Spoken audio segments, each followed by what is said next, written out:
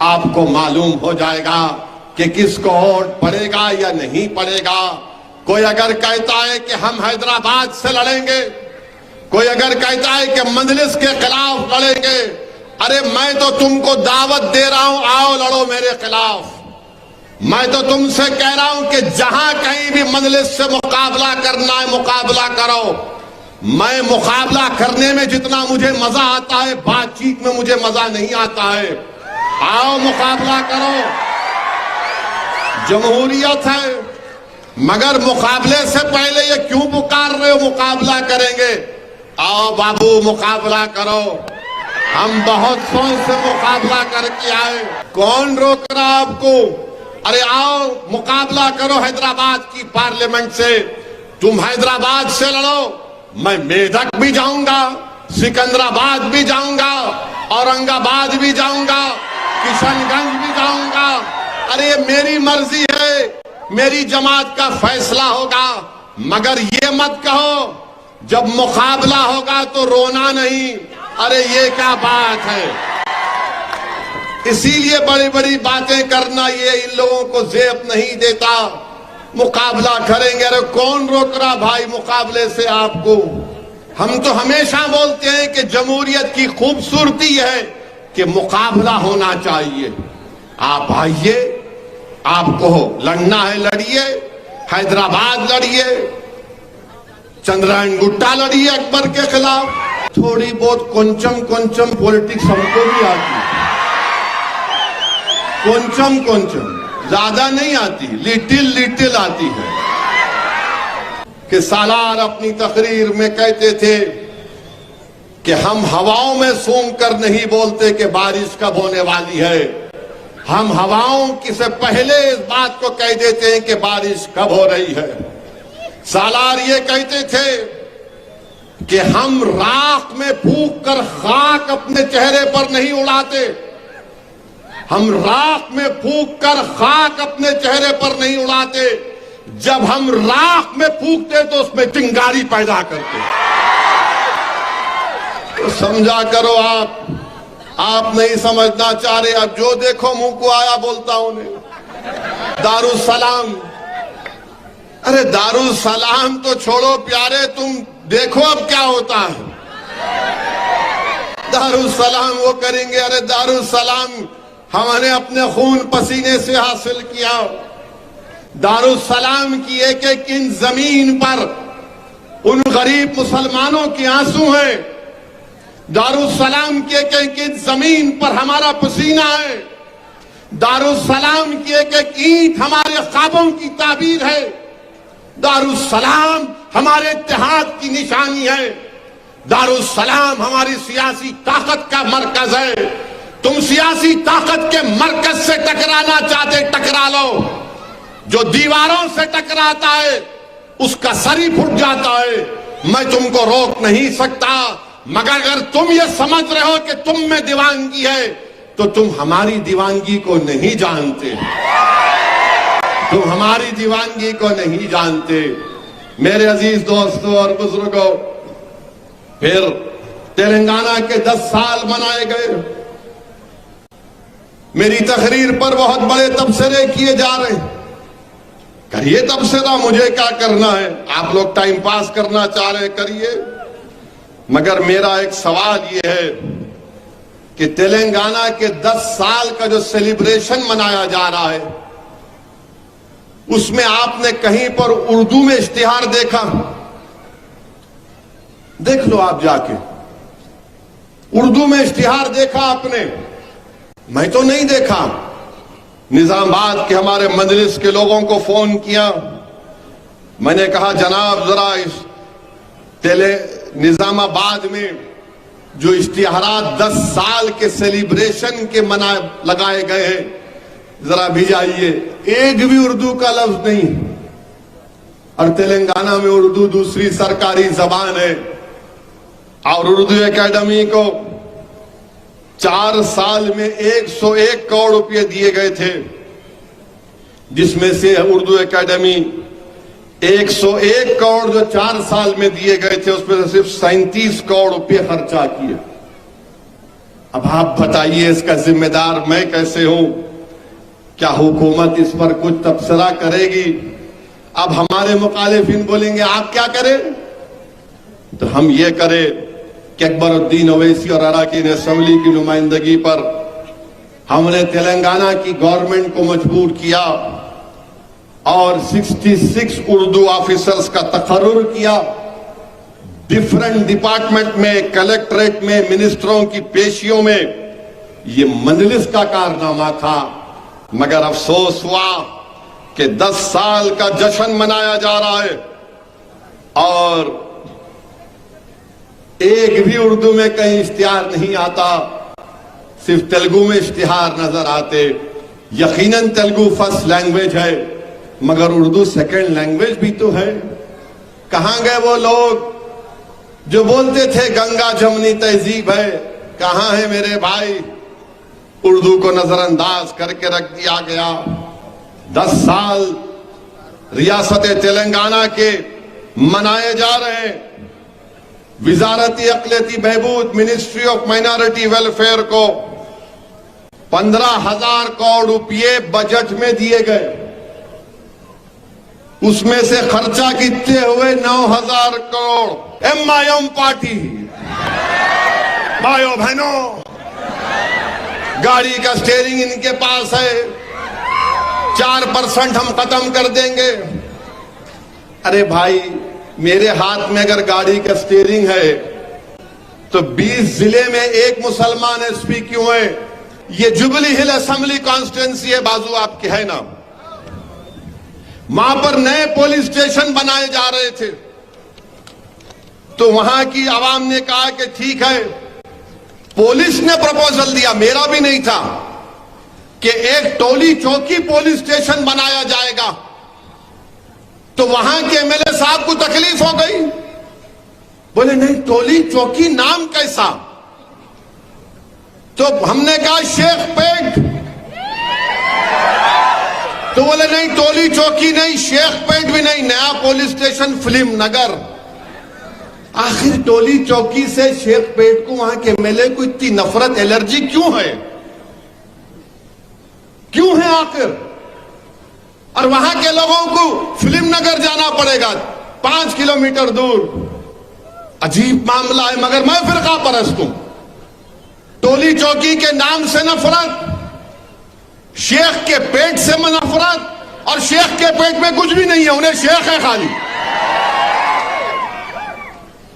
आप नहीं बनाना चाहते, ठीक है, अब आप देख लो, ये अवाम फैसला करेगी कि क्या करना है क्या नहीं करना है।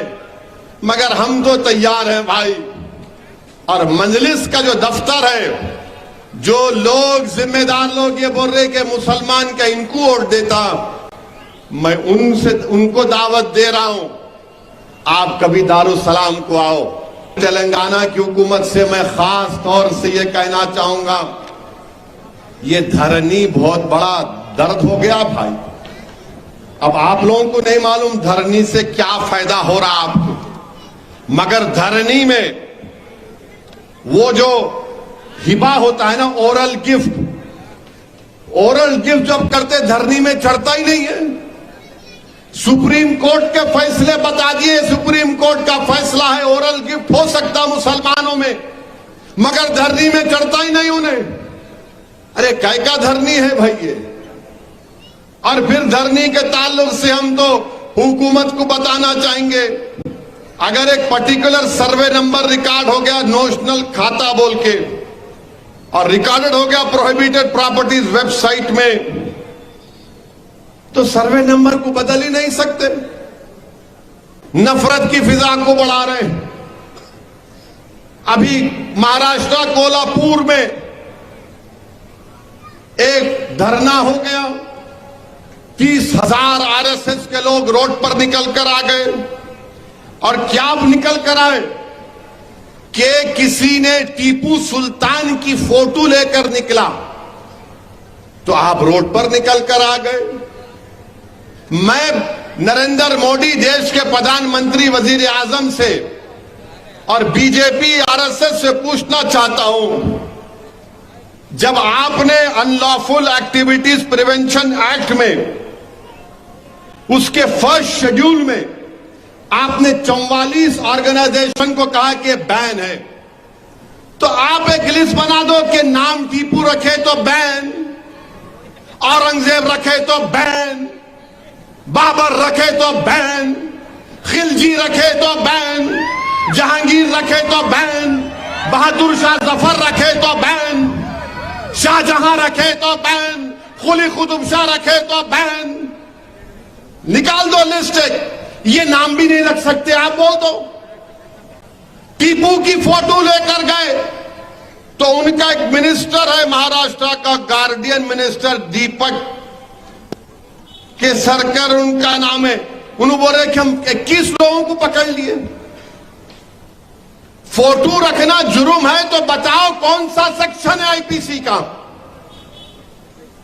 आपके पास प्रोहिबिटेड लिस्ट है तो नामों की लिस्ट भी बना दो आप, और बोल दो कि असदुद्दीन ओवैसी नाम नहीं रखना, वरना उसकी जबान से भड़काऊ भाषण निकलता है। बोल दो ये नाम नहीं रख सकते आप।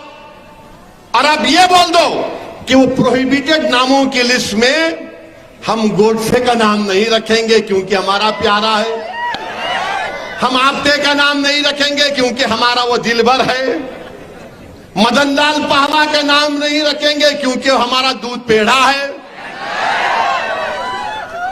अब नाम पे भी मामला आ गया, नाम पे।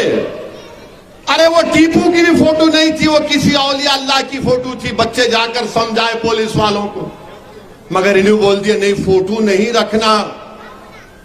महाराष्ट्र के होम मिनिस्टर देवेंद्र फडणवीस बोले ये औरंगजेब की औलाद। अच्छा आपको पूरे मालूम कौन किसकी औलाद है? आपको मालूम? मेरे को नहीं मालूम था, इतने एक्सपर्ट है आप। तो फिर ये गोडसे की औलाद कौन है बोलो हमको? ये आपटे की औलाद कौन है हमको बोलो? ये इनकी औलाद। अरे बाबा ये तो बताओ, महाराष्ट्र में आपने हुकूमत ने 50 जलसे करवाए, किसके नाम पे? लव जिहाद के नाम पे। अच्छा आपको मालूम लव जिहाद पहले कहां शुरू हुआ था? सबसे पहले माने लव जिहाद का मतलब कोई माने झूठ धोखा देना।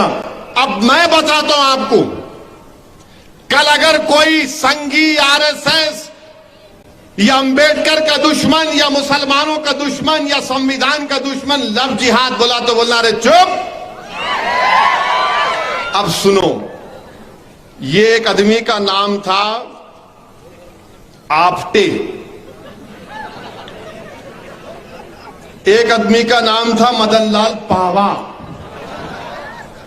आपटे कौन था? मदन लाल पावा कौन थे मालूम आपको? नहीं मालूम, पढ़ते नहीं ना, खाली ये बस खिलौना देखते रहते। नहीं नहीं नहीं नहीं, नहीं। कितने लाइक आए रे देख, कितने आए देख, मैं इंस्टाग्राम पे कितना देख। अरे क्या है, पढ़ो जरा। बहरहाल ये आपटे मदनलाल पावा गोडसे के साथ मिलकर महात्मा गांधी के कत्ल के मुजरिम हैं। इन्होंने महात्मा गांधी को कत्ल किया। तो ये जो आपटे हैं इन्हों शादीशुदा थे, आपटे शादीशुदा थे, मगर चोंच मारने की दी बीमारी थी इनको। अब ओल्ड सिटी के हैदराबाद की जबान हुआ तो बोलते मियां बुढ़ा हो गया, दीवारा कूदना छोड़ दे। तो मैं नहीं बोल सकता, मगर बोलते मैं नहीं बोलता वो, उसमें भी बोलता हूं आपको। तो आपटे क्या थे? शादी कर लिए, मंगर रंगीले थे। तो आपटे क्या करे, एक क्रिश्चियन बच्ची थी, उसका नाम मनोरमा था, उससे इश्क में मुब्तला हो गए। शादीशुदा थे, उससे रंगरलियां मना रहे थे। उन्होंने बंबई में पढ़ते थे तो इन्हों जाके इनको चौपाटी पे लेके जाते थे। बैठ के पिक्चर देखते थे, बहुत बार, अब नहीं बोल सकता, 12 लंबी कहानी है उनकी। और इसको बोल के गए कि मैं दिल्ली जा रहा हूं, बोले नहीं कि गांधी को मारने जा रहा हूं, मैं दिल्ली जा रहा हूं, फिर बाद में आ तो अपन फिर मिलेंगे। दिल्ली गए और गांधी को मारने से पहले अपने मां बाप की पसंद की बच्ची को भी देख के आए कि इससे शादी करूंगा। उसको ले जाके साड़ी भी दिए। अब इसको क्या बोलते बोलो? शादीशुदा है और फिर आप एक से इस लड़ा रहे हैं, उसको भी धोखा, और जाके तीसरी को बोल रहे मैं तेरे से शादी करूंगा। और फिर गांधी को कत्ल करने के बाद वापिस आकर मनोरमा के साथ मनोरमा कर रहे थे।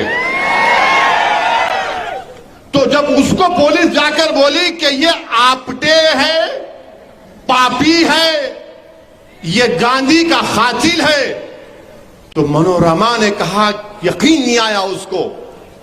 उसने कहा कि इस फोन पर, खैर उसका फोन आने वाला है, फोन आया तो उस वक्त की पुलिस को मालूम हुआ कि आपटे एक जगह पर है, वहां जाकर आपटे को पकड़ लिए। अब इसको क्या बोलेंगे बीजेपी वाले? इसको क्या बोलेंगे बीजेपी वाले, बोलो? और फिर ये एक साहब हैं मदन लाल पहवा, इनकी भी बड़ी रंगीन दास्तान है।